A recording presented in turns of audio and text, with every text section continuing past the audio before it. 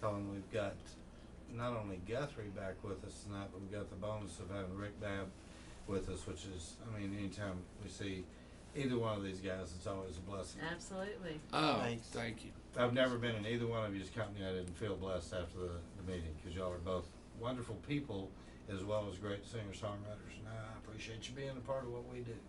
Well, thank you. Who do you like the best? Right now, I like Helen a whole lot better than she's my favorite singer-songwriter. Yeah, Yeah, you I'm would. just- He I'm has to just say playing. that though. Yeah, you know. and I gave you the best answer I could think of. That's a good one. See, he uses me to divert. Well, we are all friends, so we can get caught up in a lot of that. But let's pretend that there's people out there that don't know these guys. You want to for a Okay. few minutes? Yeah, here? let's do it. Let's do it. Well, we got Guthrie Kennard, and let's go to Guthrie first. Guthrie, just real quickly to bring everybody that might not have heard you before, bring everybody kind of up to date on where you were born and raised, and what got you started in music, and then to your songwriting career. Well, I was born in Richmond, Virginia. Moved to Texas. I came to Texas in '68. The first time. It's a great year. Huh? That was a great year. So I graduated from high school. Oh, 68? Yeah.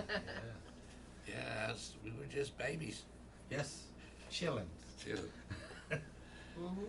And then, my sister was a big Elvis fan and all that, and Daddy would listen to all the war stuff after the war. And then some music was played. It's kind of weird because it was like my grandmother was born in 1889. So, you had her era of music, then you had, my father's era of music, then my oldest sister's, Elvis, and then of course, growing up, not you, Helen, but Randy. Yes. We only had AM radio, and Yes. And There's back- sometimes a friend might have a shortwave. well, yeah, my Occasional daddy thing. did. He loved that shortwave, stuff. And but you listen to, of course, Elvis Presley. I love Bo Diddley before the Beatles, Mhm. all that stuff, rock and roll. Well, your beats, the way your songs are built around rhythms, and that you find that.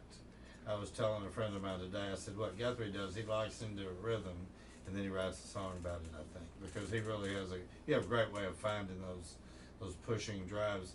There's a lot of songwriters who kill to be able to do that because it's those little things that you do better than other people. Well, I played bass for so many years, and my favorite bass parts were like back when I was playing back in early '60s and stuff. I mean, you take stuff like shotgun, shotgun. Oh, no.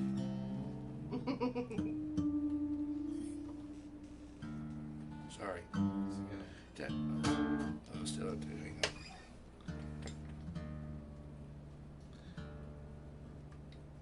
It's like probably not really tuned, but shotgun, shooting for we run now. To the bass lines. Junior Walker. Yeah. So then you take a song, and so I find those grooves like oh. It's just a different, pattern, of course. Or so I use the bass lines, Like Give Me Some Lovin' and stuff Oh, like yeah. that. Yeah. Right. a great bass line. I met Spencer Davis. He's the nicest guy. Yeah. And using on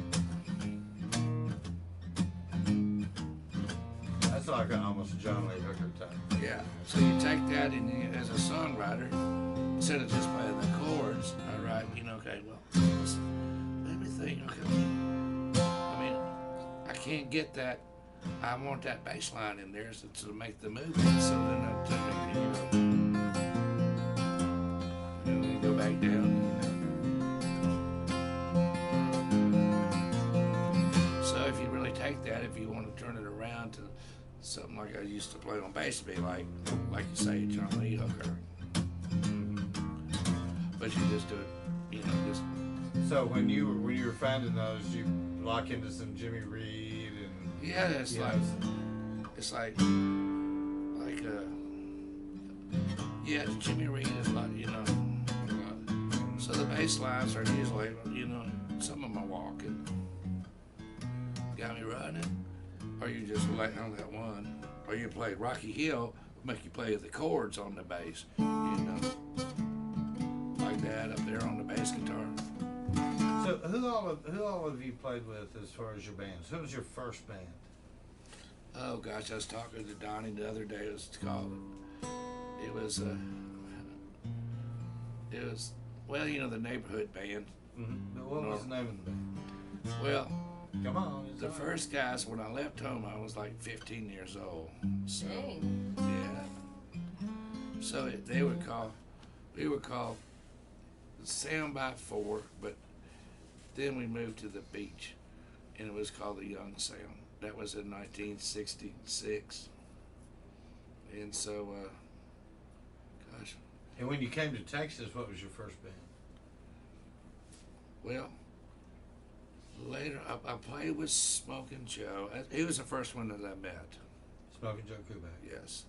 And then later on, then I went back to Virginia for a minute and came back down in 70, 71. And the first band I played with in Dallas was, I took the place of Van, and it was called Big D Stuff with Larry Sanford, Mouse Mays, and Russell Stone Cipher, and myself. And Craig Marlowe was on drums, and he's a Jaguar mechanic. You were Oh. telling us that. Good to know. Now he is. And so, yeah, so that was the first Dallas band, was Big D Stuff. And then you did Southside Johnny at some point. Well, though, I'd go back and forth. I'd go back up to Virginia because I knew a lot of players. So I went back up there, and so I get the years kind of confused. So I went back up there and we played with the band called. They already had the band, and the bass player was. We never did name it, but we recorded in the studio up there, Easton Studio in Richmond, Virginia.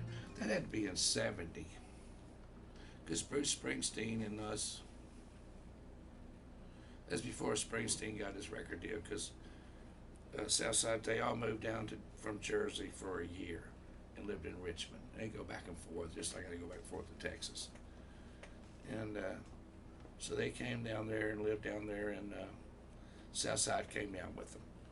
And so he ended up being, that band that I joined in Richmond called Studio B, because we were in the Studio B rehearsing and recording all the time. So that was Southside Johnny. And then, oh gosh, it's so many years ago, I saw a deal where him and Springsteen did a thing together the other day. That's a Stone Pony. I never went up to Jersey. Maybe I should have. Maybe I should have gone north instead of south. Well, we're glad you came south. Well, me too. Now, in all the goings around, you also played with Ray Wiley Hubbard.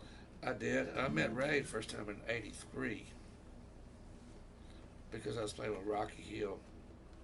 Played with Rocky before. Okay. Yeah, Rocky Hill, and then Ray had a Vietnam veteran show that he had put on. That's the reason why I know this, because I got the poster now. Still, probably one of the few posters I have after all these years. Cool. So it was like the Thunderbirds and Rocky Hills with Delbert McClendon on and on and on. And then I forgot what year it was, but I don't know. Ray had just got out of rehab, and he was coming out of Eugene's over in Oak Cliff. It had to be 30 years ago. I think he's been sober 30 or more years. I have to look in his book. And then this day out, he got out of rehab. He went over to Eugene's. He's coming out the door, and I said, "Hey, Ray." I said, "I know you don't remember me." He goes, "No, I don't." At least he was honest. He goes, "I know, he's always honest, too honest." He goes, anyhow, I introduced myself. He goes, "What did you play?" I told him that I met him on this show playing with Rocky. And you remember Rocky Hill. Nobody remembers his bass player. And so I said, "I play bass." And he goes, "Oh man, I need a bass player this weekend. Would you be interested in doing it?" I said, "Sure." So we became really good friends. And I really wasn't into his kind of music. I mean, I didn't know anything about that sort of thing. I always played rock and roll and played with people like Quebec and stuff. And so, yeah, I said, you know, so we ended up being great friends and, you know, still are. And y'all look alike. Oh, I know. Well, we didn't look so much alike then. He had a mullet, I didn't. Oh, okay. We've heard a lot of stories about him from a lot of the friends of his that have been here. I think Bob Livingston's got some of the classics. You know, back in the Los Gonzo band stuff that he did and all that. But we miss you, Bob, too. Now, how did you meet Rick Babb? Because everybody, I got to just say this to the audience. Everybody knows Guthrie. I mean, everybody knows Guthrie. If you know people in North Texas, you've probably come across this man. Most people have played a show with him at somewhere down the line. Because Guthrie is that kind. He's a giver, and man, we appreciate all you've done, given to us. Supporting what vice versa. My gosh, I'm so blessed. Sometimes I forget about it, about how many people I know, and there's, you know, sometimes you just know too many people because you might see them on the news or something. You know? So how did you meet Mr. Babb? I met Rick, I think, through James Taylor. Mm-hmm. James Michael Taylor. Y'all were playing at the that biker bar. What's it called? Oh, the 2500. 2500. You were playing there. It was like a Monday night. You played there on a Monday night for a long time. I did. And it was early 2004 or 5.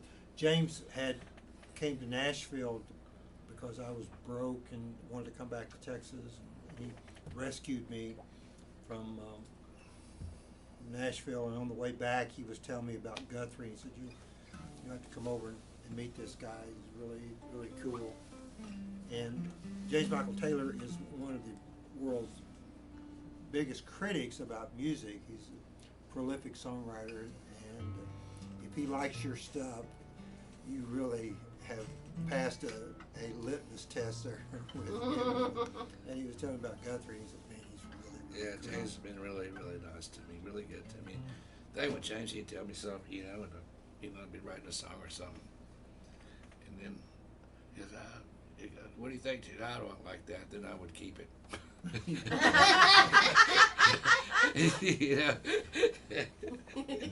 know? But he's a sweet person. And James is James. So you can say about anybody. And so y'all came together through him. Through him. And then Rick, we played together, and Rick was working at Showco. Sound Productions. Sound Productions and stuff. And Rick is just a wonderful soul. And then, oh yeah, that's one thing. You two guys both. I mean, I said that about Guthrie, but with Rick too. I mean, y'all. When people mention your names, it's always with hell of a guy. Always good. It's always just that way. So. well, And that means a Rick lot. also has a really beautiful lady And talented. that plays with him. She plays upright bass, and He does. last time you were here, you guys weren't even married, so it's been a while. No, we finally got hitched. We went to Arkansas and got married because my parents got married up there, and we just thought it'd be kind of fun, so we just didn't tell anybody. Just went up there. We didn't elope, but we went up there and got a marriage license. Cool. Got married. We were busking on the corner there in Eureka Springs. All right. Biker convention. Yeah, that's one thing I've never done is busk. I want to try that sometime. It's All fun. right. Yeah. All right. I don't know if I would do it here. I did it in England. Just we had fun Yeah. with John and Pete and this killer violinist. Like, I mean, plays for the Queen, John. Oh, I wow. forgot his last name. Anyhow, it was a blast. I don't know if I'd do it here in the United States. No? Are you still touring overseas? I think I'm gonna try to go back in October. Dominantly to Britain, or where are you going to go? Yeah, pretty much Britain. Depends if it's still there or not. It should be. Oh, so. What about you, Rick? Do you tour? No, I don't. No. I play locally, but we have a little circuit down in East Texas that we kind of play around. We love playing down there. It's where we met at, Yeah. and so play a lot of different places down there. We have had so many good East Texas musicians in Yeah, the there's last just a few years. bunch of them. Just, They're really good. it just seems like there's more and more all the time. But Something in the water there. I've got to yes. say, that all of Texas has given us great artists, even Oh, the yeah. ones that have moved here. Oh yeah. Yeah. Y'all had Heather Little, didn't you? Hmm? Have y'all had Yeah. Heather? Yeah, she's been here. She's We've had awesome. her. We've had, like I said, we've had most of the people in East Texas. Connie Mims, we love a lot. Another, she's a good friend of Jenny Barber's too.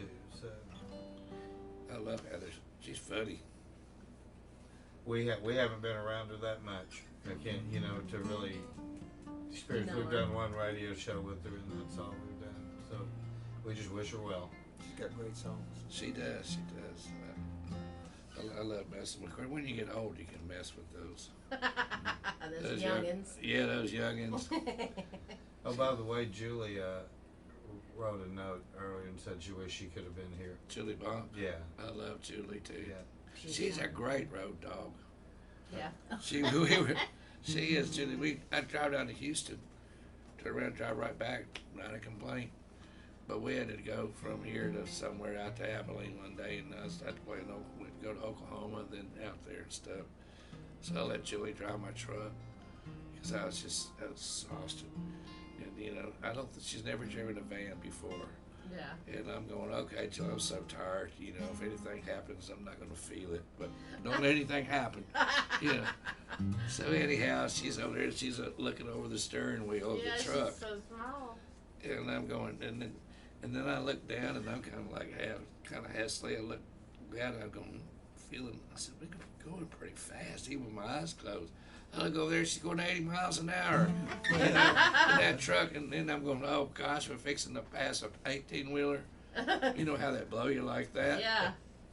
Oh, Julie, make sure, there's nothing I can do now. We're committed. Well, she did a great job. Good She did, girl. yeah. And you got there a lot quicker, didn't you? We did, but I was going, oh my gosh, Julie. The recording that we have of you and her on particularly on the Poet, on that song, I think was a really nice recording. Oh, good, thank you. It really came out good. Of course, she's the kind of person I would venture to say there's nobody that she's not going to improve the sound of your song. She's got that capability. When I I wrote that a long time ago, and it's really not a politically correct chord-wise or anything. You don't have like a bridge. You don't have a chorus and all that. It's just straight through. And so when I asked Julie, I said, Julie, I want you to play this stuff, blah, blah, blah. And she listened to it. I referenced Bruce Springsteen to her, because he does a lot of piano parts. Mm-hmm. And so she listened to it, and she kind of calls me back. She goes, I really don't like that. It's just doesn't say anything to me. And I said, well, I was just using that to give you like a reference, situation. She goes, I said, Julie, just be yourself. That's right. And so we were in the studio, and she got that long hair, and they had the grand piano in there, and she is in there, and she's playing that thing she does. That's one of my favorite songs because of the playing, her and Marion. Oh, Mm-hmm. both. Yeah, I agree. We've got two different recordings of that with Yeah. you, and then both of them are great. And on the record, it's her and Marion. Oh, wow. Y'all Double got that? trouble. No. Oh, I'll give it to you. No. And so it's just beautiful. Then I got Chris Slotzauer on steel coming in just little parts. And it's probably my favorite thing. And but she's just over there just playing that, and she just had tears rolling down her eyes just playing that We're part. feeling it. Well, she used to be homeless, and that's Right. what the whole song's about, all the homeless cats in Right. Deep Hill. Right. Wow. Right. So yeah, she's a beautiful soul. She is. So, guys, hey, I'm not going to tie y'all up. I know y'all got to get back tonight, but it's been a hoot having you guys back over here. Rick, you and I are going to, before you leave, we're going to figure out a date. We're going to grab a date for next year for y'all to to come back. Yeah, I'll have my record done by then. Yay. And Guthrie, we got to talk about next year too. Yeah, well, sooner the better. I want to thank everybody for tuning in again. You have supported us throughout the years, and we are so blessed to have our listening audience And Gene and out Barbara there. and Bruce. Gene and Barbara and Oh, yes. Bruce and Reno and Gabby and all the people, all the people that put their Helen. time and energy into this project. You keep tuning in. You are in the music room.